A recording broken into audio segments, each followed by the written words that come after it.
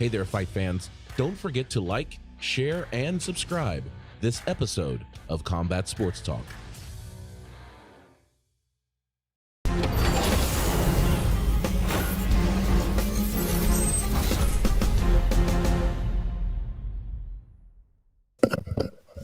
Welcome to Combat Sports Talk, a podcast dedicated to UFC and Bellator discussion, the MMA community, and combat sports in general. I'm your host, Ryan Smith, and are you ready?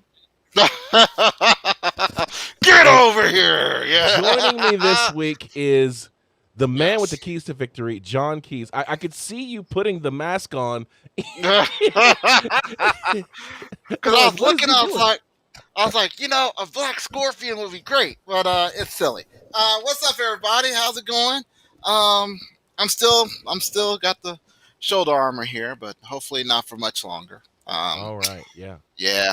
But hey, what's going on, man? You're retiring from the gladiatorial arts, is what yes, yes. You know, the Luda is a bit rough for an old man like me, so I'm gonna hang it up and be old man, be Paw John for a while. You know. All right. Yeah. So what's going on, man? What I missed? Guess what? It has been an amazing 24 hours.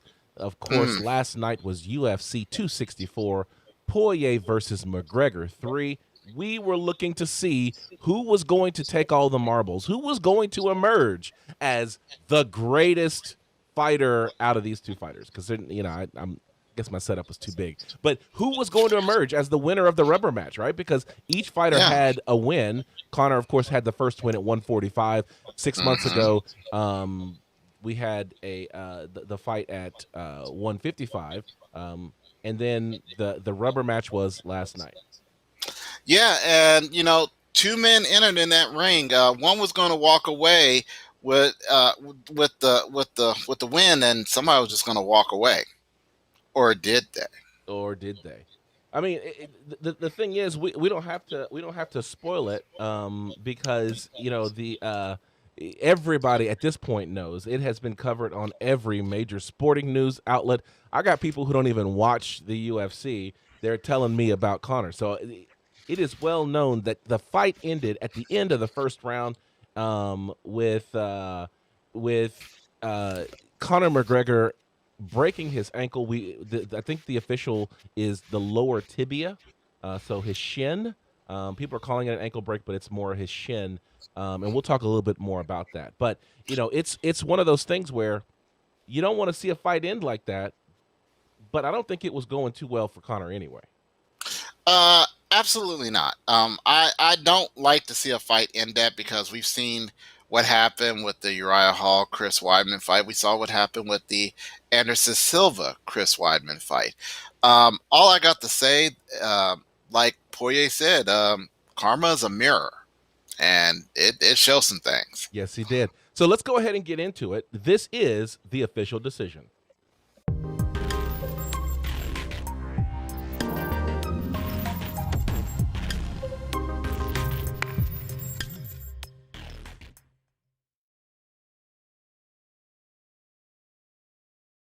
All right, we are here with the official decision, and this is where we look at the fights from Saturday night.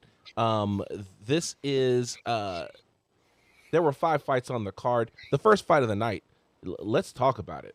I'm gonna pull it up right here.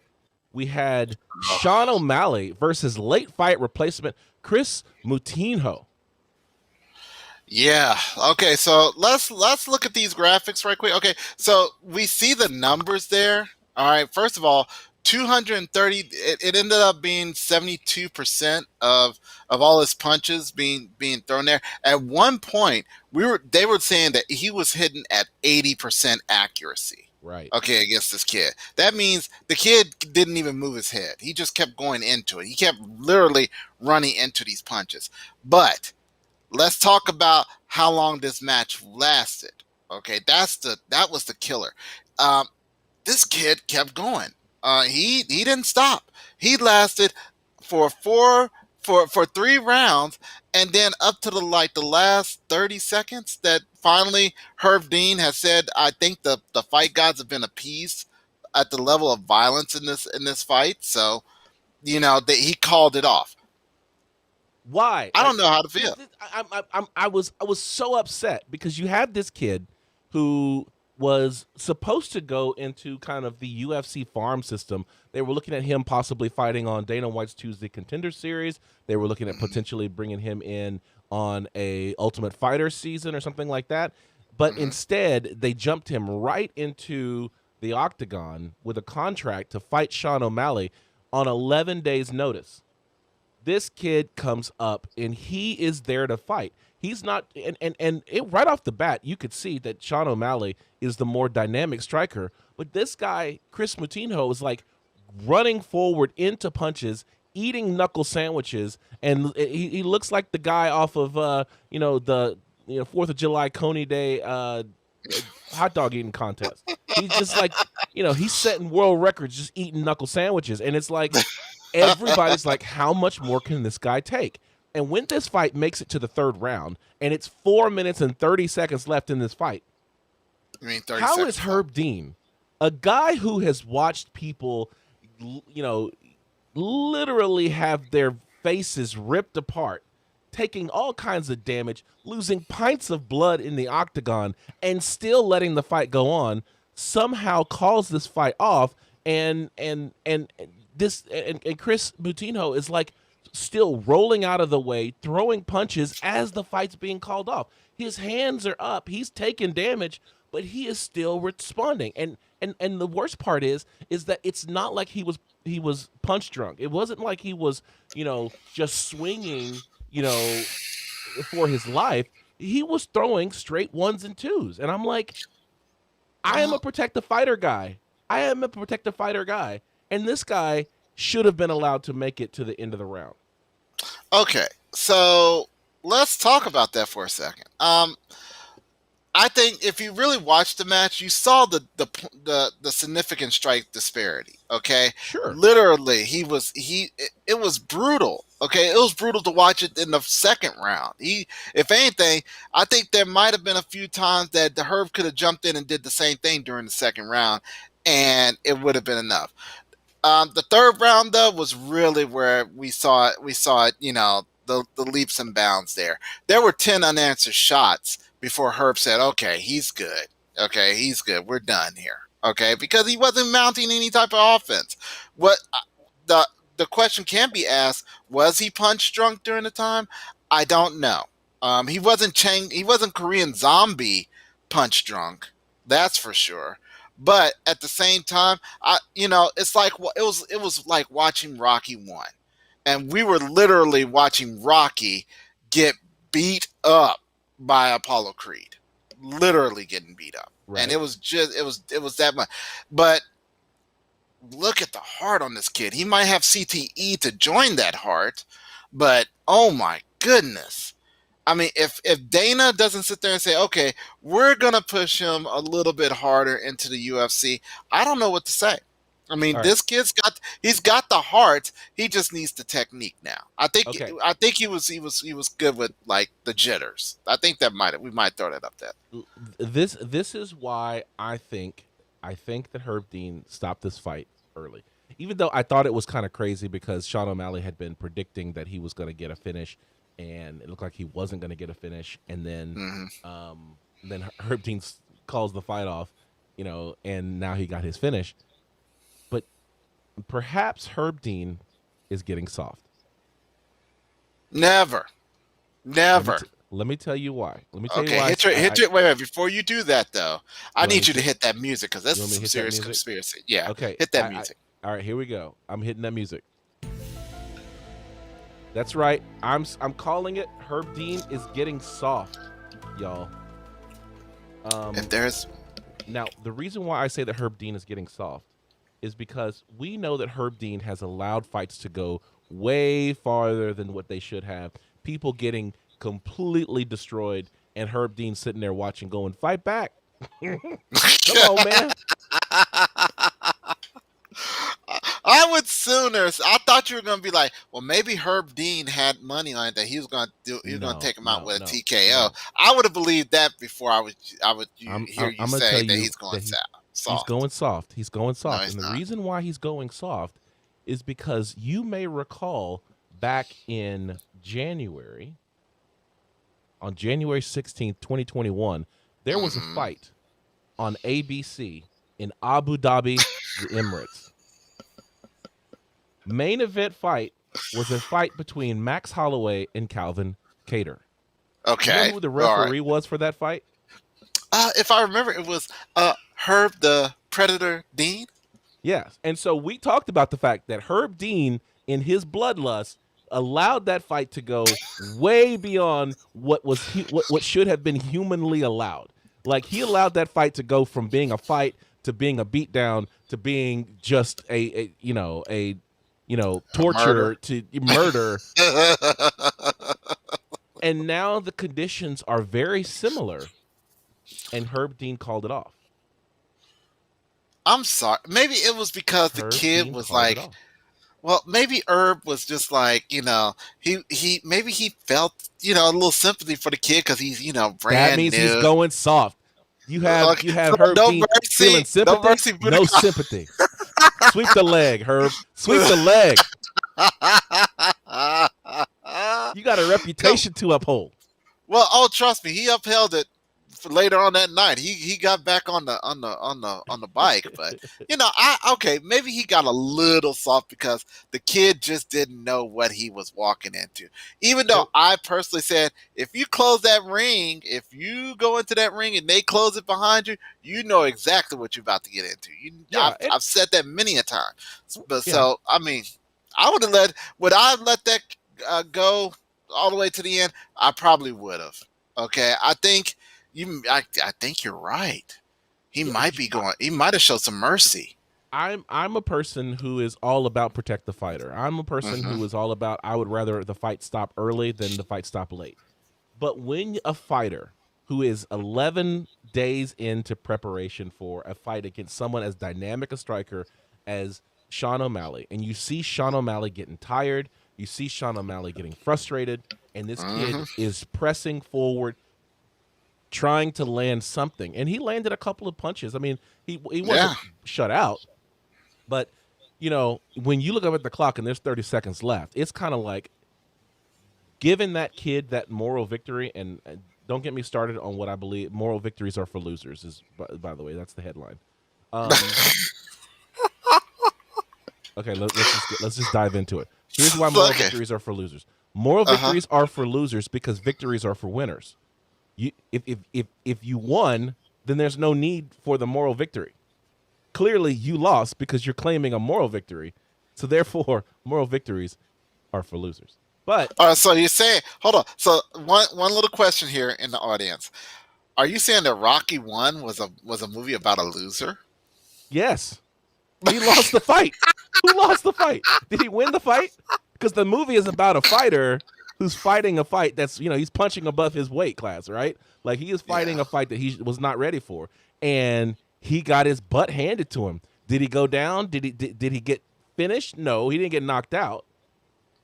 But he got beat down. He got beat down. So it's a moral victory, but did you win? No. Did you get beat down? Yes.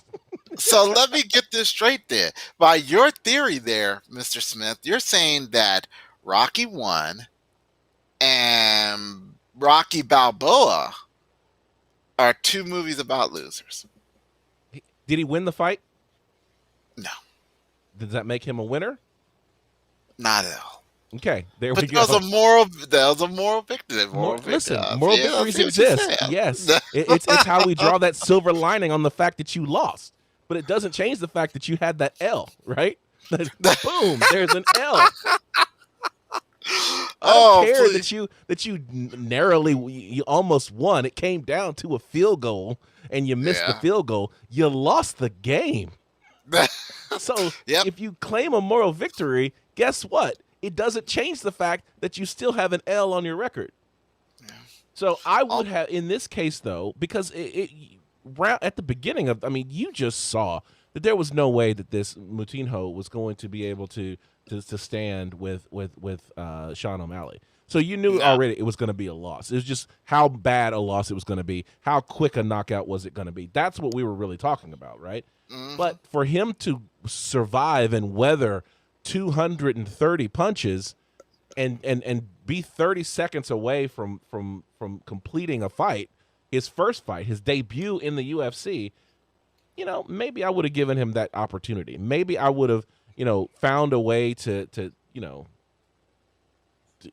maybe call a doctor or something like that. Cut him some slack, give him a break or something, just so he could make it in there and have that moral victory.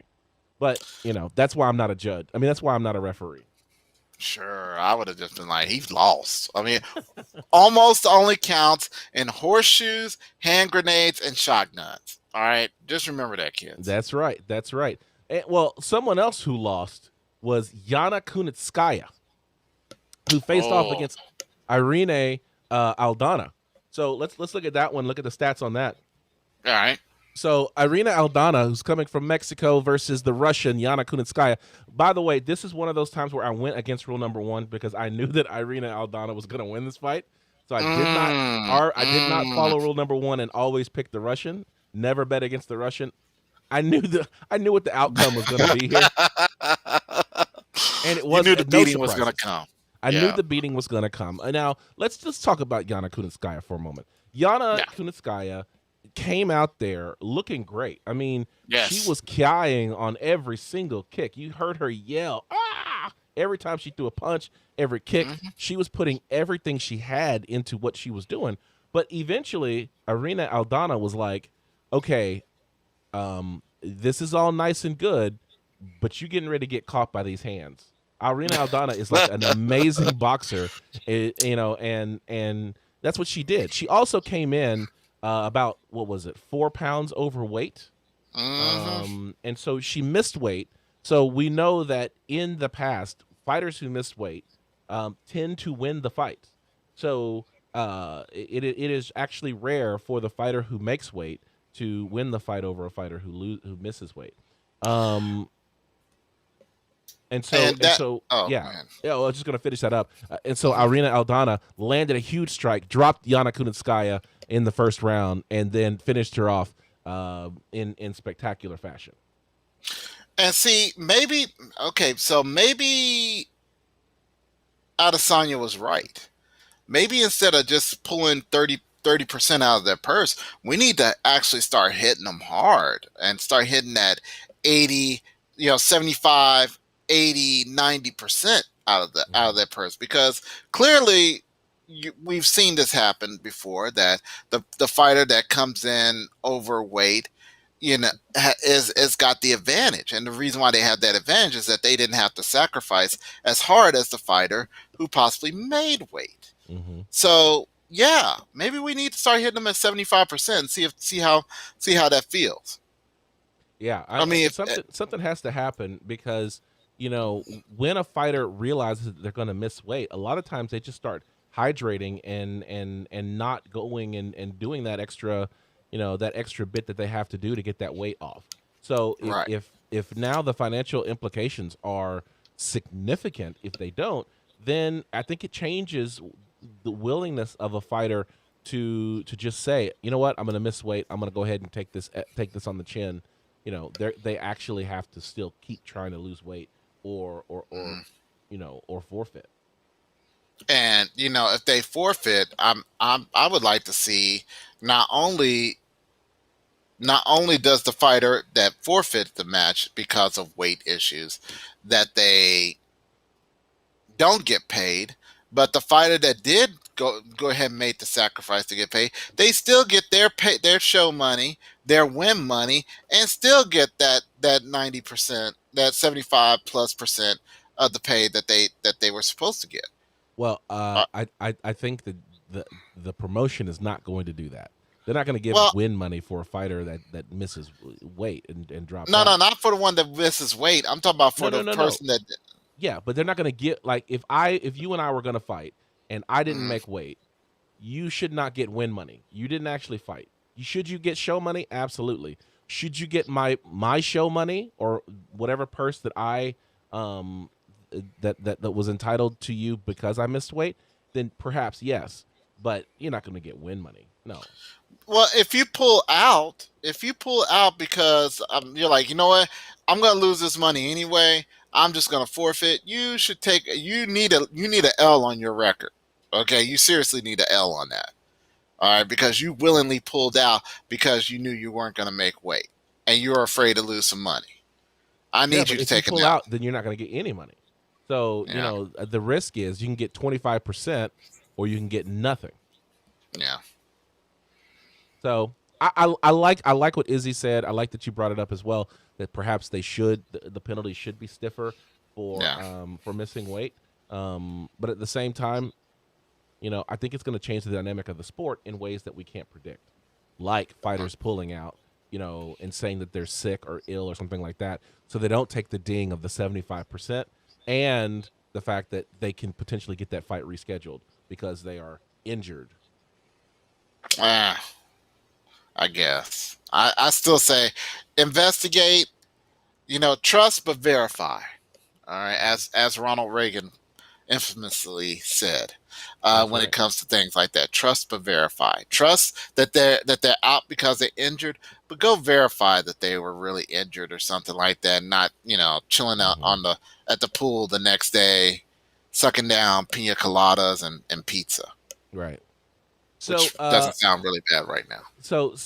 talking about sucking down pina coladas and eating pizza, heavyweights can absolutely do that. Next fight of the night, Tai Tuivasa versus Greg Hardy. Tai Tuivasa gets this fight done in the first round, 1 minute and 7 seconds. I do not believe that met the buffer factor. Tai Tuivasa took a big shot from Greg Hardy. He was stumbling, and when Greg Hardy saw that he had landed a big shot on Tuivasa, he rushed in just to meet left hook by Tuivasa right on the eye. Greg Hardy fell like a tree in the forest. Everybody heard that sound though, and Tai Yeah, they did. Tuivasa finished that fight. And people were ecstatic because, of course, Greg Hardy has the domestic abuse case still lingering around him, right? Like that's been years. He has tried to atone for it. He's tried to move past it. It still haunts him, and people justify every time he loses. They justify celebrating his loss because of this transgression that occurred many, many years ago. So it's like, well, for first off, a lot of people that fighters haven't learned from the loss that Stipe took, and it showed.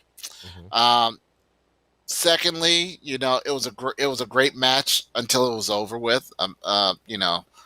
67 seconds later, it didn't meet the buffer factor.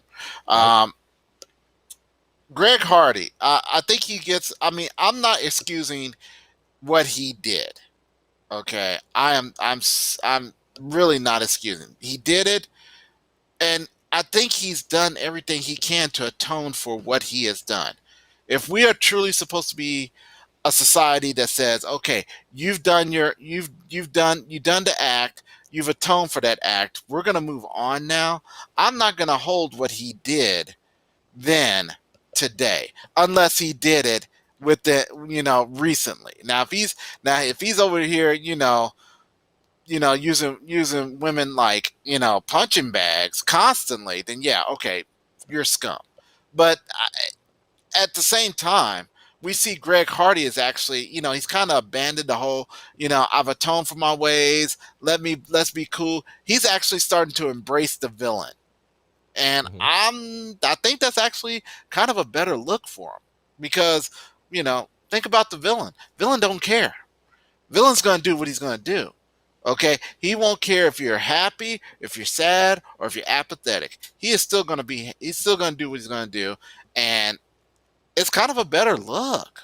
I hate to say about Greg Hardy because he's learning that he can only do what he can do.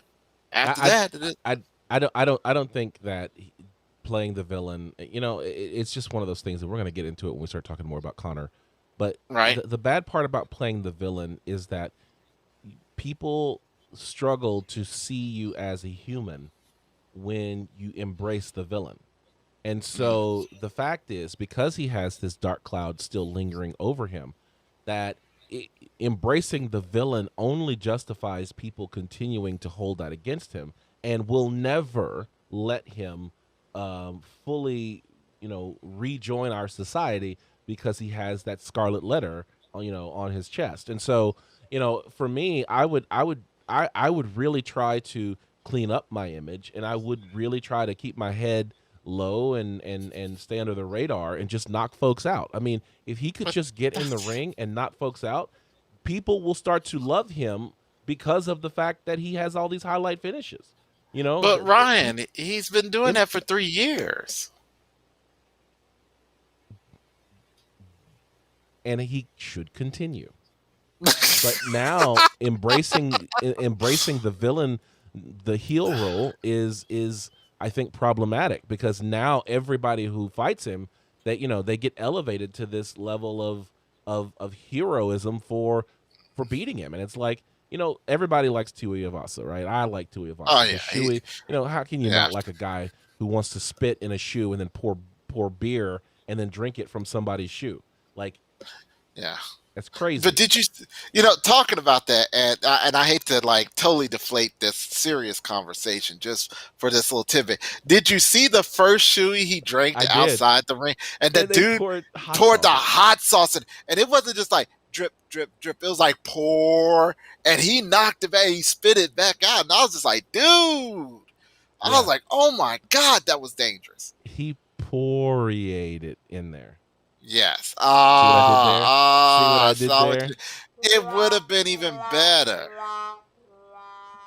If it would have been better if it actually was Poirier's hot It sauce. was. Why It else would any was? Yes.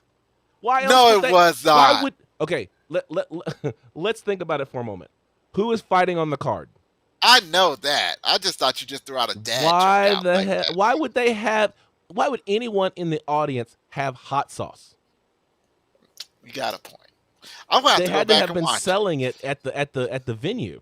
They Well, had to I'm gonna have be had upset why? because I've been trying to get that hot sauce. You know, Yeah. All I've right, been hey, trying to get it.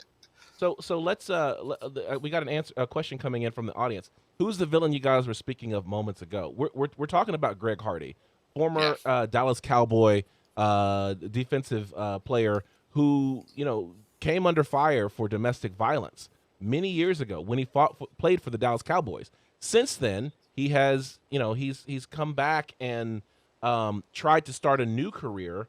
Try to start a new career in MMA, and it has followed him every step of the way. When he said he was actually going to start fighting in the UFC, people were on him. When he won his first couple of matches in the Dana White Contender Series, people were like, once he gets to the UFC, we're going to show this wife beater, what's up. And it has always followed him, even though he has tried to distance himself from it and show that he has changed. Greg Hardy continues to have that dark cloud over his head, and so that is why we were calling him the villain in this particular match. And let's put it out there. He's been doing everything that he was supposed to do. Everything that you're supposed to do as far as cleaning up your act and just going in the ring and knocking people out. And that's what he's been doing. However, there are those people out there that will continuously drag him down because of his past mistakes. Not saying it's right. Not Nope. I'm not saying it's right at all. Right. Okay, never say that's right. But if a man is showing that he is changing, if anybody is showing that they are changing their life around, give that person the benefit of the doubt until he proves that he didn't do that. And in fact, we have evidence showing that no, he's never changed and he is what he is. Then proceed with the stoning. Okay, Yeah. absolutely. But if he's actually doing his thing and doing what he's supposed to do, give the man a chance. Well, talking about somebody who has, we're going from, someone who's a villain to someone who is the squeakiest of squeaky clean. That Oh my has to god. be Stephen Wonderboy Thompson, who fought against Gilbert Burns. Of course, lots of people like Wonderboy. I mean, he really just is fun to just listen Yeah. to him talk, and it's just kind of that happy-go-lucky kind of guy, who just He happens to be an is elite striker. He is such a wholesome killer. I mean, really, he is. I mean, You here know, he is. He is like super nice. I mean, and really, if you follow his Instagram, super nice, super good dude. I mean, I can't say anything bad about Wonder Boy, nor would I want to. right. Okay, and it's just like, even his post conference, he was just like the most sincere and nice and wholesome. I was like, dude, I want to hug you, give you a hug, man. It's gonna be all right. And you know what? This is what I forgot to mention about, and going back to Greg Hardy, and we'll leave this alone. Okay, we knew that Greg Hardy was going to lose anyway. You know why? You know why we knew he was going to lose, The fact because Tuivasa is great. that too. But he came out to the Spice Girls, homie. Oh gosh, here we go. Ty Tuivasa did come out to "If You Want to Be He My came out Lover." to the Spice Girls, and I was like, Um, dude, I would be there. And you saw what Hardy did. He sat down and got into a Zen meditation point, because that's what I would have needed to stay in that ring, is a Zen meditation. If you're that big and you're coming out to Spice Girls, I'm pretty much looking at the corner like, man, don't let me die in this ring, okay? Please, all right, don't let me die, because this dude's coming in crazy. Now, I say all that because Wonder Boy's walkout theme was Tenacious Wonder D, Boy Wonder by Boy.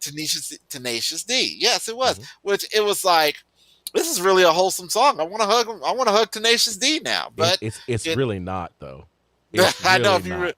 if you listen to the beat, it's like, oh, okay, yeah. But it's almost like, what's the song, Pumped Up Yeah, yeah. Kicks Pumped up by kicks. Yeah, Foster the People. Yeah, yeah. it sounds great, but really listen to it. And let's see here, College Boy. I'm looking here. If Are you you want to seeing put it? that up. Yeah, everybody likes Wonder Boy, but that's almost the problem. No killer instincts, not nasty enough to be a champ. Ooh, that's a good assessment. I I don't think it's an disagree. accurate. I don't Yeah, think I it's disagree accurate, with that. because some of the best killers I know, are pretty nice guys until they Brendan hit that Moreno, switch. Yeah, who yeah, just fought Davidson Figueroa, like that kid. He's a Lego head, right? oh yeah, He's a oh yeah, Lego head. Like, he is super nice guy. I yes. mean, Lego could be even my boy sponsoring them. Demetrius Mighty Mouse Johnson, super Super nice nice. guy. Yeah, But they I happen mean, to just be elite. they just happen to have. Well, or maybe what it is that Wonder Boy, and I mean, I look at my long list of nice guys that just happen to be killers. I want to put George St. Pierre on that list. I Mhm. cannot. Okay, because unlike Demetrius Mighty Mouse Johnson, unlike Brandon Moreno, you see the dark side in George. George carries himself out as a very calm, very, just a relatable dude. But if you look at him long enough, you see something different about him. I don't Yeah, know if you it's know his why? shadow or something, but you know right there that man, he's a cool dude, but he'll kill you. You know why though? Why's that? Because of the aliens. Oh, that's right. The aliens implanted that. Well, yes, he is absolutely. And once again, College Boy says, "I'm only mean inside the cage. You got to be nasty in there." Absolutely right. You got to be nasty in there. You have to have that killer instinct. Yeah, You have to have the ability to push the knife through. And you're probably saying that Wonder Boy doesn't have the ability to push the knife through. I want to disagree with that. Okay, because if you look at I think his skill set is unmatched striking wise. But if he took a few years off, maybe a year or so, which I don't think he has a year left in his fighting career. yeah. But if he had really, if you look at his kickboxing career, he went perfect in his kickboxing career. He was 57-0. Okay, so I think he does have a killer instinct. I think what he lacks is knowledge, is a knowledge of the ground, because Knowledge? that's where I don't think I think that's, in my opinion, that's just where if he was more knowledgeable on the ground, or better yet, like Chuck Liddell, to be able to reverse wrestle and keep the fight continuously on the feet, he would have been a lot more successful. I think it's important to realize who Gilbert Burns is. Oh, I know who Like Gilbert like Burns is. Gilbert Burns. They were talking about it. Gilbert Burns beat like one of the top Brazilian jiu-jitsu artists in the world like a month ago or yeah, yeah, it's like a month something ago. Yeah. recently. Like Gilbert Burns is a high level grappler and jiu-jitsu specialist. So it just happens to be one of those things where it's not necessarily that Stephen Wonderboy Thompson doesn't know how to handle himself on the ground. It's the fact that when Gilbert Burns gets you on the ground, you're not getting up. I'm not Think trying to about it take for a anything moment. away from Burns. Okay, I'm not trying Because to. with Gilbert, the thing is, I think to College Boy's point, I think that it is one of those things where the commitment to the karate style has some inherent disadvantages. And so Yes. when you start looking at what Stephen Wonderboy Thompson does, if you cannot get him to the ground, then he is going to outpoint you because you're eventually going to have to go in at some point to land some punches, and he's going to eat you alive with his movement and his spacing and his ability to switch back and forth between southpaw and orthodox and hit you with all kinds of stuff. So you almost have to get him on the ground to rack up those points in order to overcome that long style, that karate style. We saw this with Machida, right? Machida, God, if you yes. allowed Machida to just stand there and execute his karate, you weren't going to win. Right. You might even get finished. And you know what? Speaking about Lyoto Machida, which I'm glad you brought a perfect point, I really don't understand why they don't bring him in to get close to mimicking the techniques that Wonderboy does. Granted, you can't mimic Wonderboy's striking, but you can mimic what he does. Okay, which is jump in there. Huh? Did you hear who they bring in to emulate? I forgot his name. But Raymond Daniels. Exactly. But I wonder if George knows that name. I bet he does. Yeah, George, we missing you. Okay, where's Raymond Daniels at, George? Yeah. But see, Lyoto was the first guy to do it right. He would jump in there, hit you with a combo, and jump out before you even got your fist halfway extended out. Okay, and he's in his entire mixed martial art career, I think he's only lost like one round. He lost one round ever because everybody knew that if you point it, if you point it, if as far as his points go, he would just get the point karate in there and get it done, and people would try to run in there, and Lyoto always had an answer for as far as his countering go. They need to bring somebody that can teach those basics to anybody that goes up against Wonderboy, because once you begin to understand those basics, the strikes are another thing. All right. Do you want to respond to College Boy here? It says, I respect your analysis, but kickboxing doesn't require the nasty that MMA does. That's the dichotomy in Wonderboy's relative success in each arena. Tell that to Bill Superfoot Wallace. Tell that to Benny the Jet Uquedes. Tell that to any Muay Thai fighter. Okay? And see what the response that goes. All right. Let's get into the main event of the evening. Dustin the Diamond Poirier versus the notorious Conor McGregor. This fight was super hyped up. I mean, everybody was coming out. Did you see the long line of celebrities who were showing up?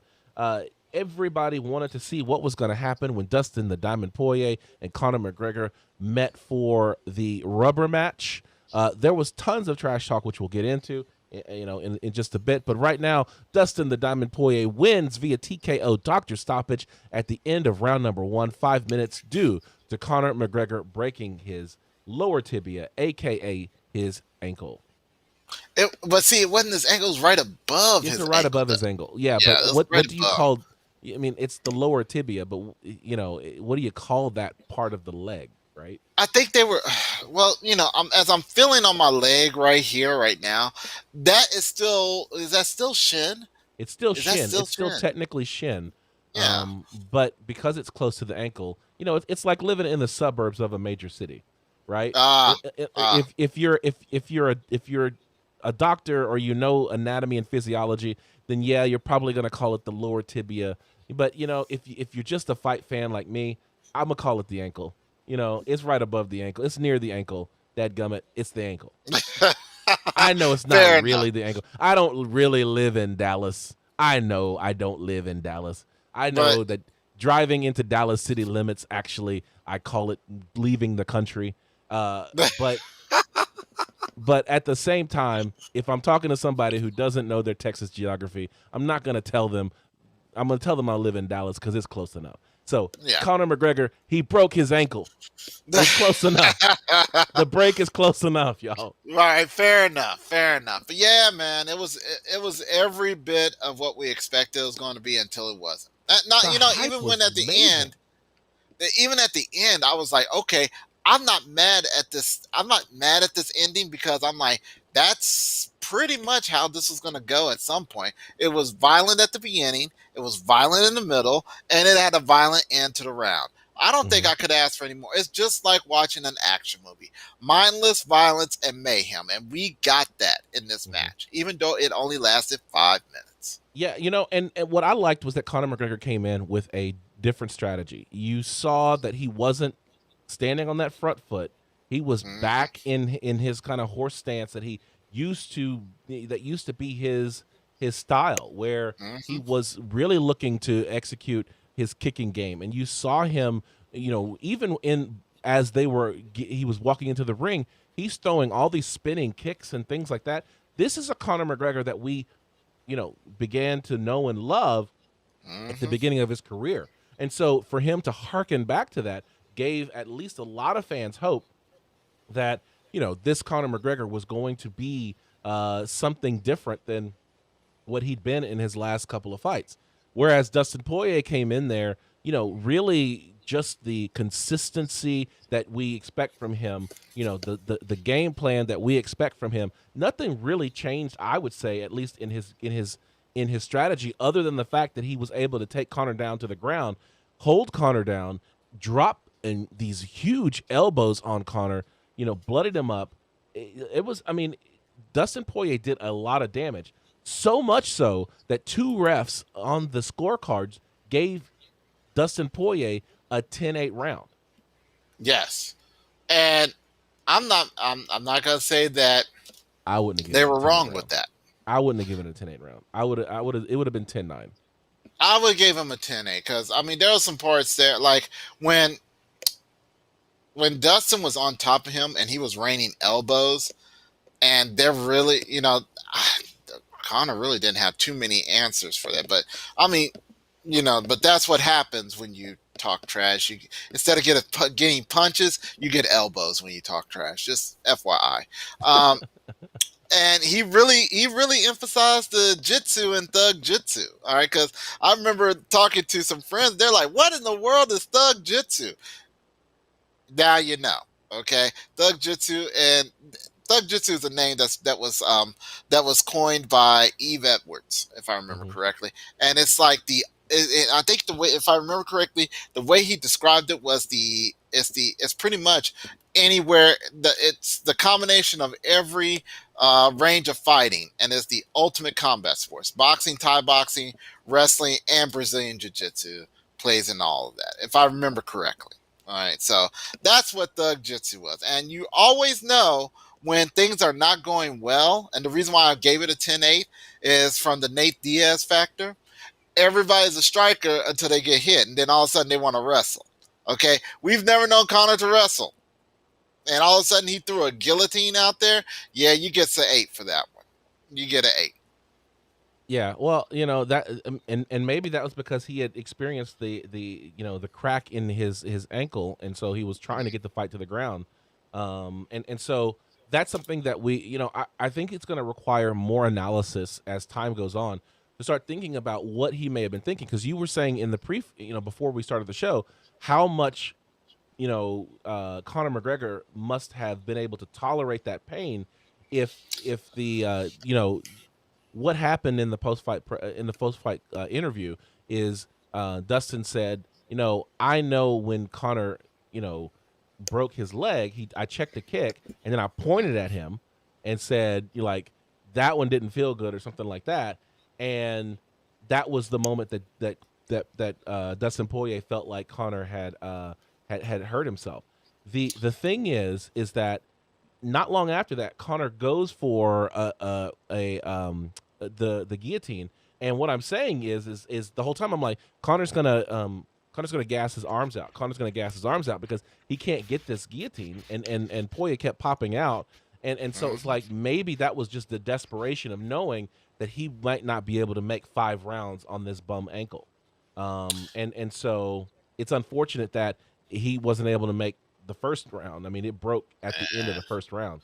But And if you remember the first kick that he threw, and they actually had it, and DC was absolutely right. I believe DC was right on the money when he said that first kick that Dustin Poirier checked, it landed right on the knee.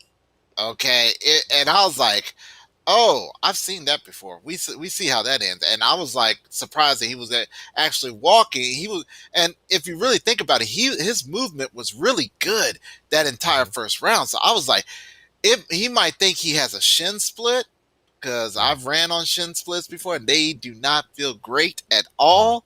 yeah. And when he rolled his ankle, it's like, guess what I can do? I can roll this entire leg, and that was it. So I'm gonna let y'all know.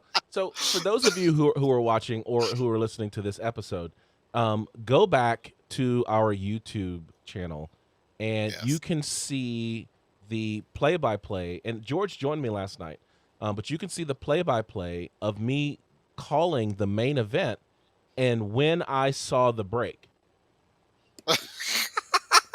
Because I can't handle sports injuries. Like I can watch, I watched Chris Moutinho get his face all bloody, blood pouring out of every orifice in his face, and I was like, "Yep, he's doing great. You keep fighting," and it wasn't bothering me at all. You don't see any blood. You see just Connor's leg go, "Yeah," It's dangling. just Okay, it dangling. He dangled. sits down on the ground, and I'm like, "Oh, that's a broken leg. That's broken. Oh God!" And my voice goes up like 3 octaves. I'm like, "Oh my God, he broke his ankle. Oh my God, this is terrible." And so, But yeah, oh, go ahead, man. yeah. I'm just saying. So go back and watch my reaction in the live. Like you get to see my live reaction on our YouTube page for last night's event. I'm doing play by play, so check that out. Oh yeah, and just to furthermore, I mean the emotion that was in there. Okay, and this is why I think this is what I was looking for more than anything, because I like seeing pre-fight, press conference hype and everything. They're kicking chairs, they're throwing everything. I live for that. Okay, Mhm. when they're at the weigh-ins and they're each other and they need like chain collars with people behind them holding them back because they're going at each other like mad Mhm. dogs. I live for that. The beauty about this was no hype at all. They were in the ring and they were still ready to jump on each other. And I was like, this is what I live for. And you saw it. I mean, because Dustin Poirier, even though he saw that ankle roll, he in his mind, he knew that he probably broke it. He still went in there to give him a couple three to think about. Okay. And I was Mhm. like, I'm not even mad at this dude.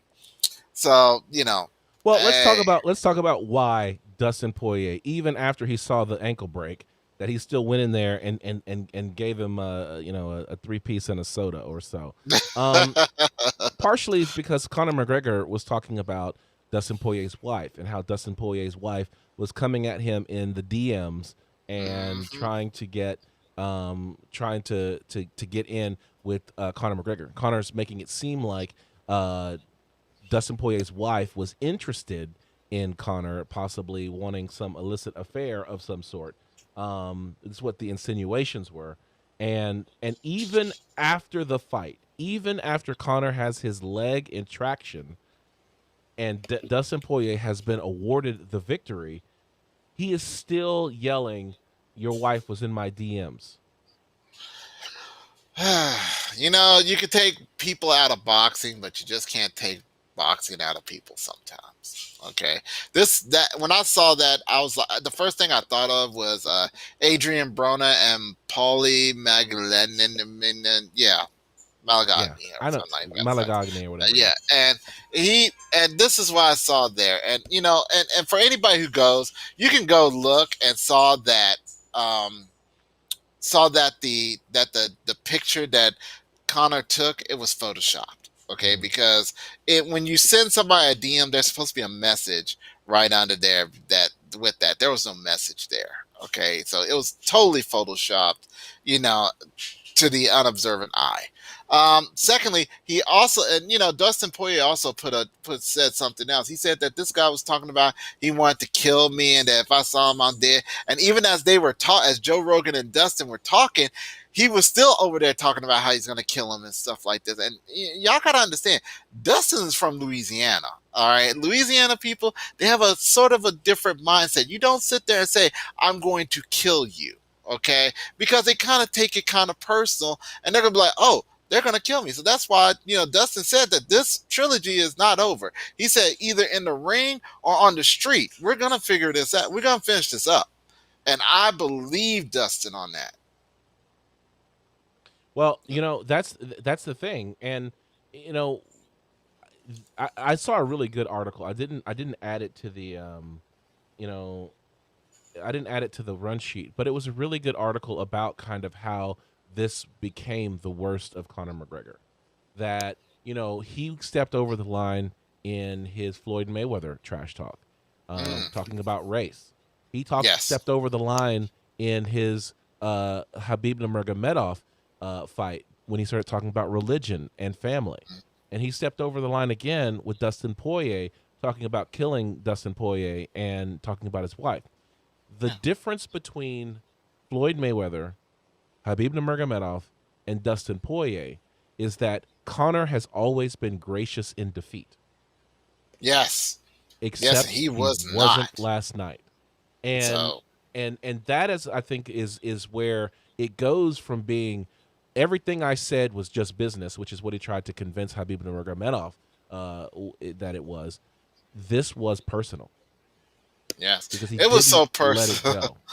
It He was didn't so let it go. personal that he was still ready. He was still trying to get up, and he was yelling that this was a doctor stoppage. He did not want Poirier to have the sweet satisfaction of a TKO victory. Hmm. He insisted that it be called a doctor stoppage, and that he was going to scream bloody murder. So what was it? Okay, what was the difference between the other two and Dustin? What was that? What are we not seeing here? Because when things like that happen, that generally means that there's a story or there's a conversation that that was had that we're not aware of. And Dustin says that there was more there, and he said maybe when you see the behind the scene footage, or when you see things that embedded didn't catch, maybe then you'll understand why he felt the way he felt. Because Dustin was like, hey, I think if he would have jumped him right there and keep beating on him, broken leg Hmm. and all. Yeah. You know. There is a lot of bad blood, and part of it stems from Connor making the pledge to give $500,000 to the Good Fight foundation. That is Dustin Poirier's his nonprofit, Hmm. which his wife works on. And one of the things that Dustin Poirier was saying is that perhaps one of the things that was going on is that his wife was really suffering with all the trash talk because she's so invested in this in the foundation, and that Connor snubbed the foundation and ended up giving $500,000 to another organization um, instead of the Good Fight like he had promised. That she was taking it very personally. So all of the trash talk that Connor was doing, plus the snubbing of the foundation, was a bit too much for Dustin's wife. But you know Yeah. what? The thing is, and this is I really college boy. It's like you're on the run sheet because one of the things that was that I wanted to segue into was the fans and the people watching, the audience. Because Connor's talking the worst of trash, family, etc. But it was Dustin Poirier getting the majority booze. Well, Connor travels so freaking huge. He said he was quoted as saying that he doesn't have fans, he has soldiers, right? That Mhm. when he brings his entourage, it is in the hundreds of thousands, if not millions, of people who are self-professing Conor McGregor fans.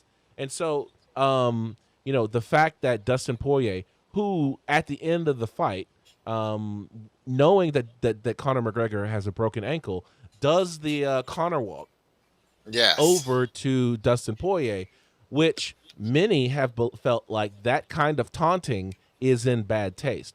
So that is probably why Dustin Poirier got the booze. Now we all understand the tremendous amount of pressure and trash talk he was submitted to, and so the fact that he showboated in the way that he did could be seen as justified. But we as fans owe it to ourselves and to the sport and the concept of sportsmanship not to celebrate the injury of another person.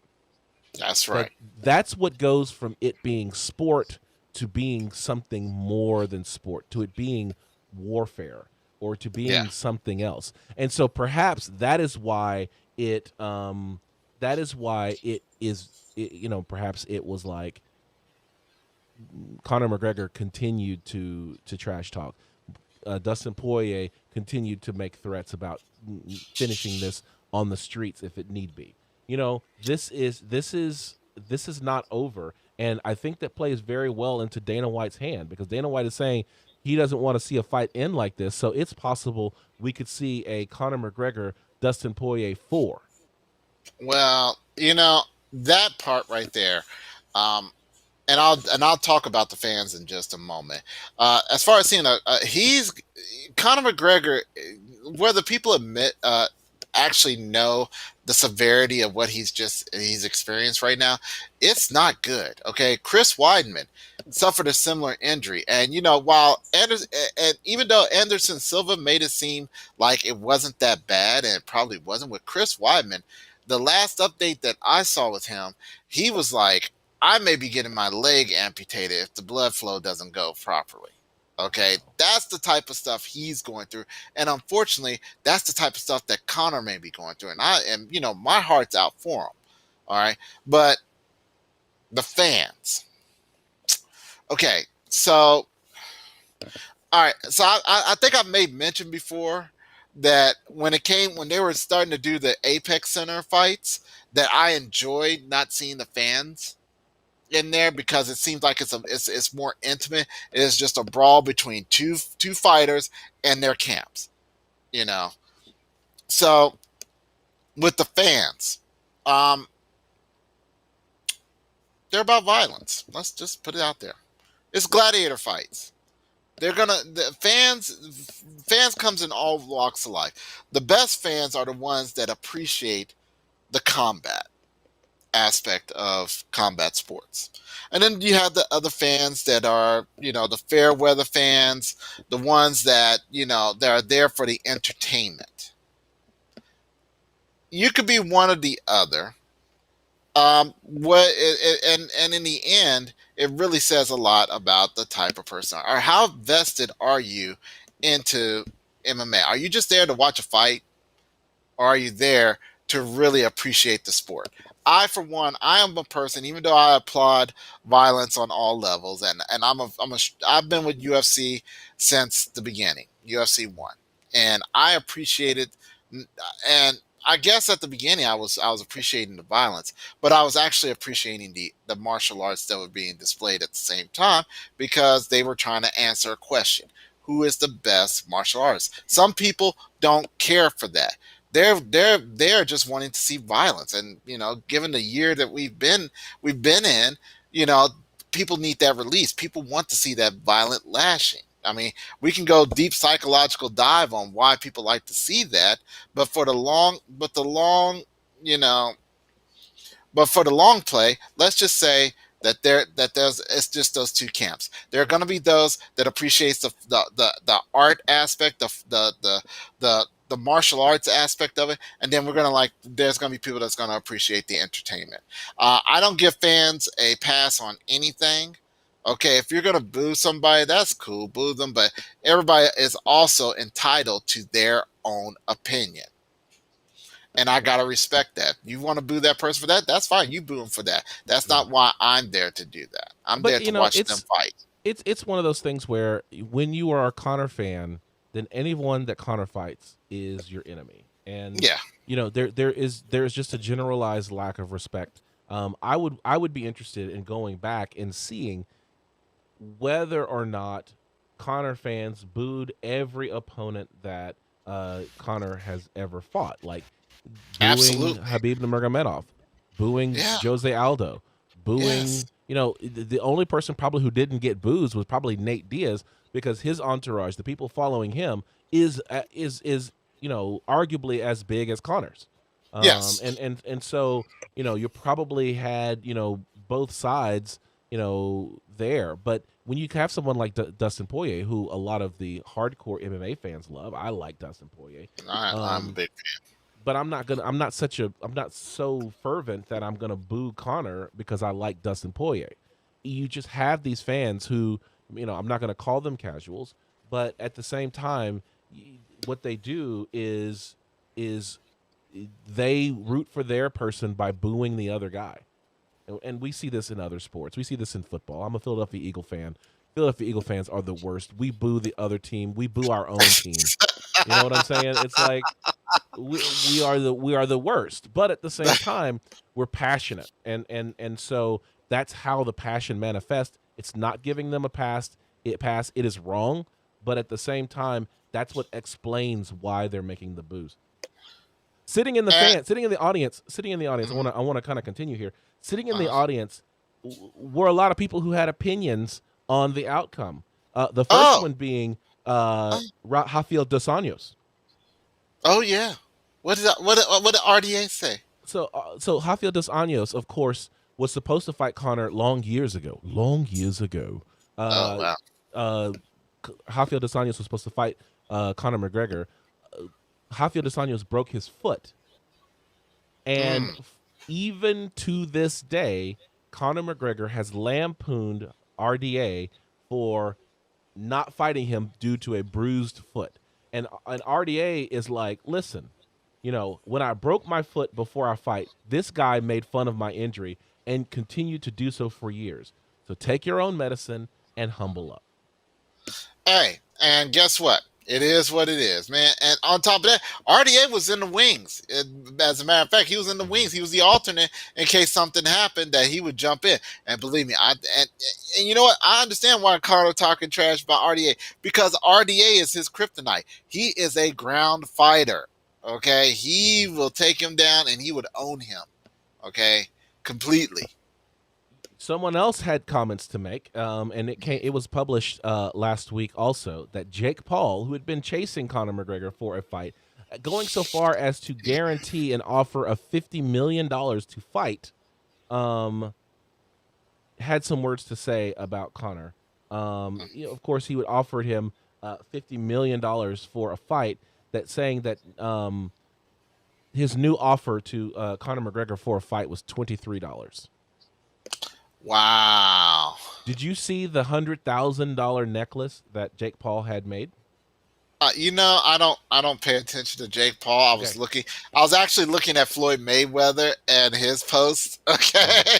So Jake Paul had an acrylic and diamond I don't know what you call it, medallion, if you will, Okay. made of Conor McGregor in the position that he was in, kind of lounging, that lounge position that he landed in when Poirier finished him in the second fight. Right. So Wow. so Jake Paul had a diamond encrusted version of that made and hung around his neck and wore. I'm sure he wore it to the fight. He sent a note out to Dustin Poirier. Says, "I don't have any need for this anymore. You want me to ship this to you? $100,000, Conor McGregor." I've been like, "Yes, please. Here's my Yes. address." Yeah. Here, I'll come by and pick it up. Where you want to meet? Okay. Wow, man. The saltiness. I mean, but that's what it is. When if you walk around like you do for so long, when you go down, believe me, people will pile on you to make sure you go down faster. Hmm. and it's, you know, It set you. it is the way of trash talk. It is the way of trash talk. If you were going to be the biggest and the loudest and the trashiest talker, you better back it up, because if not, everyone who was in earshot of you, having heard you said what you said, they're going to come at you. They're going to come at your neck. And that's what it did. The last one that I have here on this list who came after Conor McGregor, because there are hundreds of thousands of people tweeting about Yeah. Conor McGregor.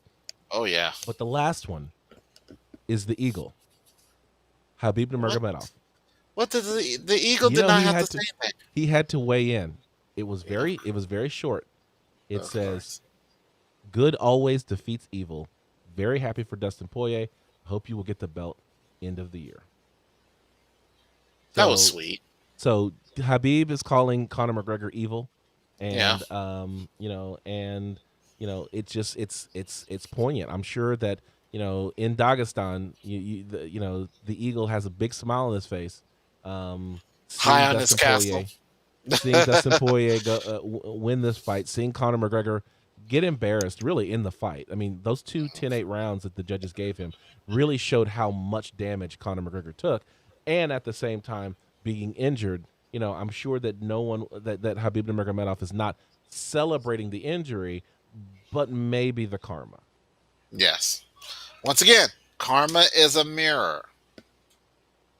I'm gonna have to put that down somewhere. I wish Ezioku. I wish he would have made that one. Yeah, I really wish he would have. Yeah, that was good. Yeah. Yeah. Yeah. So Dustin Poirier accuses Conor McGregor of cheating during the fight. Basically, during the point where Dustin Poirier had Conor down, was posturing up to throw elbows and punches, that Conor had 3 fingers inside of his glove and was pulling Poirier down as he was throwing those up kicks, which is basically reinforcing the up kick, which is illegal, and really just kind of bad sportsmanship anyway. And so this was not the first time that we've seen people accuse Conor McGregor of reaching inside the gloves and holding the tape inside the gloves, because during the fight with Khabib Nurmagomedov, Khabib was saying the same thing. So Conor was looking for a way to win in any way possible. I think this really goes to show, whether or not you call this a veteran move, trying to get these little sneaky things done, holding, the trunks on the offside so the ref can't see it, or holding the gloves, or doing other types of things that only the other fighter can see or experience. Some people call that veteran move behavior. But at the end of the day, it really does start to illustrate a picture of who Conor McGregor is. Maybe we knew all along that he is this guy, but I don't know that Conor McGregor is someone that we should herald as a role model. I definitely wouldn't call that a veteran move. I've seen a lot of questionable shots and things over the years. I think a veteran move is like stomping the feet with your heel. That's a veteran move. I'll give that to him. All right, because that's one of my personal favorites. Because I'm hitting you harder if you stomp my foot. Okay, that's just how it's gonna go. But doing that's just blatant cheating. Okay. You're cheating. If you, I mean, they call cheating when you use your feet on the cage to like roll yourself over. I call that a veteran move, because but they say it's akin to holding it with your hands. I'm like, I disagree unless you got awesome toe dexterity.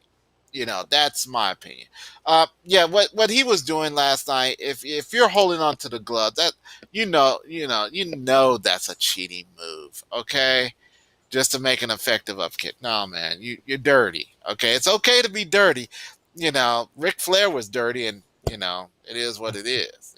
Ric Flair was the dirtiest player in the game. Dirtiest player. Woo! Dirtiest player in the game. But the outcomes are the action in the ring is coordinated, so they know what's happening, right? Like, dirtiest player. Okay, I don't know if you can use that as an example. Yes, I can, because if you know he's going to cheat versus you don't know he's going to cheat, the end result is still the same. He's cheating. Okay, that's it. Whether you use the figure 4 leg lock or you use kicks, shin kicks to the chin, it is what it is. All right. Woo. Well, let's go ahead and close the book on this one and put this one All right. on the shelf. UFC 264 is history. We will probably see Dustin Poirier versus Charles Oliveira That's what it's coming looking next. like. Of course, I am on the Charles Oliveira hype train. And so I am firmly in the Charles Oliveira do Bronx corner, but I like Dustin Poirier. He's just a fun fighter to watch. I'm just saying, are you prepared for a tie match? Are you really prepared for a tie match if that happens with them? Because I can see that happening. I can see both of them. I can. I'm not like Muay Thai match. Like they end up tying. A draw. Yes. Oh, are you okay with a draw? I was always told that a tie or a draw is like kissing your sister. So I'm an only child. I don't know. I don't know. I don't know. And yet you complained about my wrestling, dude. What the heck? That's what I was always. When I played, my first year playing football was in 6th grade. First game of the season, we tied. We were losing 6-0. We ended up scoring a touchdown in the final seconds of the game to tie the game 6-6. And I'm like, woohoo, we tied. It's great. Yeah. And my coach pulls me over and he's like, tie. That's a tie. Tying is like kissing your sister. And I'm like, oh, so a tie is not good? Because I thought a loss was bad. I thought, in the hierarchy, winning is good and losing is bad. So tie is better than losing. But apparently it is not. It's worse. It's worse. So let's go ahead and close the book on this one, throw this one on the shelf because this card is history. Let's go into the one thing I want to talk about in Finding the Angle segment. It's news to us. Hopefully it'll be news to you, and you will support us in what we're going to talk about next. This is Finding the Angles.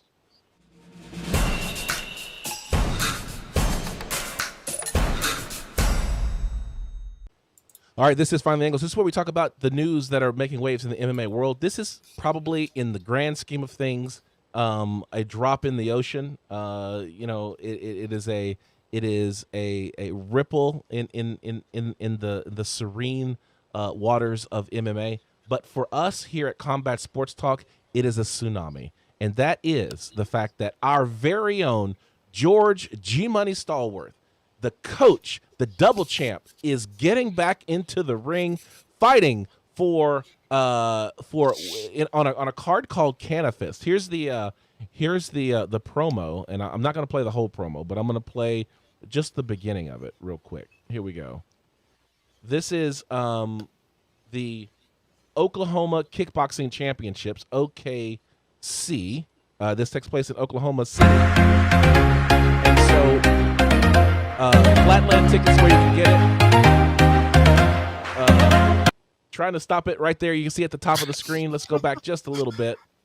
There it is. Our very own George G Money Stallworth fighting at 185 pounds against Elijah Corey. And so this is July 24th at Lost Lakes Adventure Park in Oklahoma City, Oklahoma. I don't know why I was getting Colorado. Oklahoma City, Oklahoma on July 24th. George G Money Stallworth gets back in the ring. We have been on his journey this entire time as he has been cutting weight, getting ready, training multiple times a day. If you're not following him on Instagram, he is at darkside_ Muay Thai_. See him training, see him get ready for this fight. It is happening. George is going to fight. I'm going to try to be there. I want to support him. Exactly. It's not going to be this weekend, but it's going to be the next weekend after, the weekend of the 24th. Right. Like I said, and it's at a water park. Okay, so you can go there, get the splashing, and then later on the night get the smashing. I mean, it's just like it's gonna be a great all-day event. Bring your kids. Yeah. Bring your friends. Yeah. Okay. But it's also supposed to be on Fight TV as well. Fight.tv. There you go. It's pay-per-view. You can get it for like $20. And you can see George G Money Stallworth fighting, and you get to see what he's actually capable of. Like, yes. Hey, by the way, I took a leg kick from George Stallworth. When? Yeah. Yeah, it was a few weeks ago. How'd that work? Oh, it was more like he brushed his foot against my leg as I was walking by. Uh, it wasn't actually a leg kick, but his foot touched my leg, so therefore I'm counting it. I survived a leg kick from George Stallworth. Yeah, I've been trying to keep my distance because I talk a little smack to George every now and then just to keep him motivated, and you know I'm not trying to get to him because I saw him last night and he looks in shape, and I'm like, no, Yeah. I'll wait. I'll wait till he's at least a couple of pizzas down, and then I'll go hang out with him again. Yeah, I think I think it's something like he's lost 30 pounds or something like that. Yeah, he's down to 195, and he Yeah. started at like 230. With 2 weeks to go. With 2 weeks to go, he's got 10 pounds to cut. So please support George Stallworth any way you can. Send him a note on Instagram if you can. Just let him know that you're rooting for him, because we sure are. That is absolutely. That's the only thing I wanted to talk about in Finding the Angles. So we'll talk about it next week as well, because we've got another week to go before. But hopefully he'll be able to join us. He's out of town this week. Couldn't join us on the show, but we will we'll hopefully get him for the fight before the card. Oh, I hope so too. I mean, I would like to do it, even if it's like the day before he goes down there. I think would probably be the worst time to actually talk to him because he's mentally he'll be mentally dialed in. But like I said, we at Combat Sports Talk, we salute our brother. You know, we understand, and we hope he goes down there and do what he does best. All right. Let's look at one thing left. That is the fight card. UFC Vegas 31, Makhachev versus Moises. Here it is, the fight card.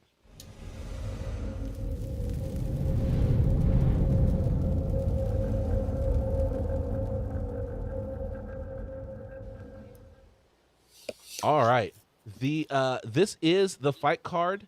And it is where we look at the fights that are happening on Saturday night. That is Islam Makhachev versus Thiago Moises, Saturday, July 17th, 2021, at the Apex Arena in Las Vegas, Nevada. Now, we have looks like 6 fights on the card. I'm trying to actually bring it up on the UFC website. While I work on that, we have Nesbert Gokwe saying the match will happen when exactly. Right now, what we have is it happens July 24th in the evening, at some point in the evening of July 24th in Oklahoma City, Oklahoma, at the Adventure Park. Look up Fightland tickets for more information. Cool. Let's see here.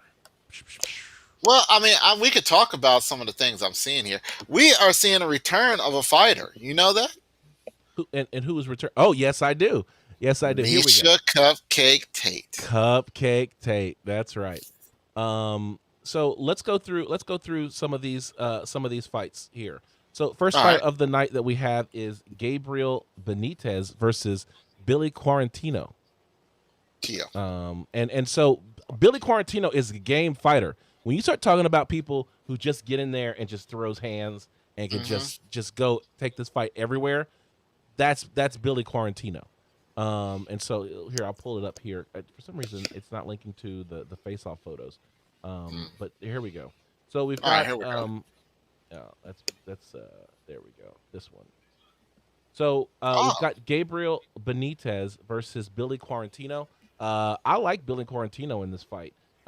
He is such a game fighter. I would love to pull up some stats on Gabriel Benitez, but apparently I'm not able to do that. Yeah, I've been having trouble getting info as well. But that third fight there, Jeremy Stevens. Yeah, Little Heathen. I didn't know he was fighting on this card as well. Was this just recently added? It may have been. It wasn't. Yeah, it may have been recently added because it's not showing up here on because I get a lot of my, for the ease of pulling the run sheet, I get a lot of the matchups and stuff from MMA Mania. Right. And so they don't have their website. Either they don't have their website updated or UFC's website is not updated. Somebody's not updated, but it looks like Jeremy Stevens is listed on the UFC card. and I'm gonna go back and just check and see. Um, Jeremy Stevens versus Matheus Gamrot Right. is it's showing on UFC stats as well as a fight that's on there. So maybe Right. it's not updated on MMA Mania. Hey, Rodolfo Vieira is fighting Dustin Stoltzfus, and mhm. so that one I'm not too familiar with Dustin Stoltzfus. Rodolfo Vieira, I've seen him fight a couple of times, but the co-main event of the evening, Marion Renault versus Misha Tate, the return of Misha Tate, who I'm assuming she's still vice president at ONE FC. I think she may As still far have as her I role. know, she still is. Okay, so this makes it for a very interesting little situation. And and give it to ONE FC. I mean, they've always had apparently a great relationship with the UFC. You know, because we gave them Mighty Mouse, they gave us Ben Askren, and we're still not mad at them. And then Okay. finally, the main event of the evening: Islam Makhachev versus Thiago Moises. You know, it's hard. It's hard for me to even think about Islam Makhachev not coming away with the victory here. Yeah, I'm going to invoke rule number one here, and that is never bet against the Russians. Let's go ahead and make our flash fight pick. Let's pick the co-main and the main. Marion Renault versus Misha Tate. Who do you have? I'm going to take Misha Tate because I've always been a Misha Tate hype train fan. Okay. I'm always been that. Ever since I watched her fight, I like her drive, and I hope that she still has it. I've Yeah, seen her training videos. Training videos looks good. You know, I don't see anything. If she brings if she brings the same intensity that she brings to to the ring from her training camp, she'll be fine. yeah. I'm thinking that Marion Renault. I have not been super impressed by her, so I think Mhm. Misha Tate's going to win this fight as well. I don't think it'll be a stoppage or anything like that. I think it'll go to decision, but I feel like the people who are booking these fights, the matchmakers, are really giving Misha Tate an opportunity to tune up before going after the big people in 135. So Right. yeah, I'm seeing this as a Misha Tate all the way. All right, main event of the evening: Islam Makhachev versus Thiago Moises. You gonna go against rule number one, or are you gonna do the right thing? Not this time. I'm not gonna bite against the grain. I will take Makachev this time. All right, This time. Islam Makhachev for me as well. Of course, we know that the fighters coming out of Dagestan are about 90% accurate in winning, and so Yeah. therefore it's unlikely. It's unlikely that Thiago Moises is going to keep this fight off the ground. That Mhm. Islam Makhachev is not going to easily be able to control where this fight is going. And and if rankings mean anything, I mean, Islam Makhachev is the higher ranked fighter as a number 9 fighter versus Moises, who's a number 14. But whenever you're a person like Makhachev or Habib Nurmagomedov, a lot of times it's hard to find fights because nobody wants to get ragdolled around the ring Like that, at least. No, no. like that. Yeah. And let's put it out there. This whole fight card is they're all lightweights and below. So expect expect to see fast fights. Expect to see some energy Yep. at this next UFC event. You have one middleweight fight, Rodolfo Vieira versus Dustin Stoltzfus. Ah, So there that's it a is. middleweight fight, but everybody else is Zoom lightweight and zoom. below. Yep. Yeah, zoom zoom. All Yeah. right, follow us on social media. I am at Combat Sports Talk. And I am at Keys to Victory, and you can follow me to watch me do my exercise and hilarity in between. I almost killed myself last week, so check out that video. Yeah, That was pretty yeah, entertaining. yeah. The Texas. In case you guys are watching from somewhere other than Texas, just know that John Keys learned that the Texas sun in the summer is hot. And I've lived here all my life. Okay, and it was just hot. It was just It was just hot. Okay, that's just what it was. It was hot, and I was testing my fate. I thought I was in my 20s. I am not in my 20s. Mm-hmm. I'm in my above 35s. Mm-hmm. Okay, and yeah, I learned a Yeah. lesson. It humbled me. Yes, All right. All right. Well, that's the funny thing is that when you spend a lot of time out in the sun, for some reason, all your body wants to do is go to sleep and just lay there and just knocks you exactly. out. It zaps your It's energy. almost like getting dumped on your head. Have you ever been Yeah. dumped on your head and the only thing you want to do is go to sleep? You're not supposed to do that. If you have a concussion, you're not supposed to go to sleep. Well, I'm just saying. I mean, I know you're not supposed to do it, but have you ever, just been dumped on your head like, man, I need to take a nap? Okay, Yeah. it's something like that. No, no, no. Thankfully not. Follow George Stallworth at darkside_Muay Thai_ and Kalechi, who hasn't been here for a couple of weeks, but you can follow him at Push Pull Pray, all on Instagram. You can find us on our website at www.combatsportstalk.com, and we are on and look down here below, all of your favorite podcasting platforms Yeah, and more. all down Anywhere there. you get podcasts, you can find All over Combat there. Sports Talk. All over there. Shout out to MMA Junkie, MMA Fighting, MMA Mania, Bloody Elbow, and the Intelligent Defense Discussion Group, which I have been so sorely neglecting. Let me just say, I haven't spoken to the guys at the group in weeks, so we gotta rejuvenate that and get some more discussions going. You It's know on what? This Facebook, week, Intelligent yeah, Defense MMA Discussion. yeah, this is definitely the week to kickstart it. If we have been neglecting it, but it's summer. Life is what happens when we're too busy making other plans, Yeah, it and is. yeah, it is. And this would definitely, the conversations of last night definitely needs to. And I've seen a lot of conversations here. Thank you, College Boy. Thank you, Isaac. Thank you, Nesbert. Join us on intelligent um, Defense. defense. Thank you, because it's the Yeah, heat. It's the it's heat. it's And a MMA MMA discussion group. It's a private MMA discussion group for people who are sick of what goes on in the other discussion groups where it's like, who would win a fight between Francis Ngannou and Brandon Moreno? Like, come on, who cares? This is like your biggest and your smallest guy. We know what would happen. But it's like all of these and just wait a tired minute. memes and stuff like that. Like Yeah. I wanted a group that allowed us to be able to have the in-depth discussions that we have here on the show for everyone who enjoys the show. And so if you want to get beyond just the name calling, the casual calling, the silly memes, and really have conversations about the sport that we love, think about joining the Facebook. Absolutely. If you love it, come holla at us, and we'll love it together. All All right. right. That sounds good. Thank you so much, sir, for joining the show today.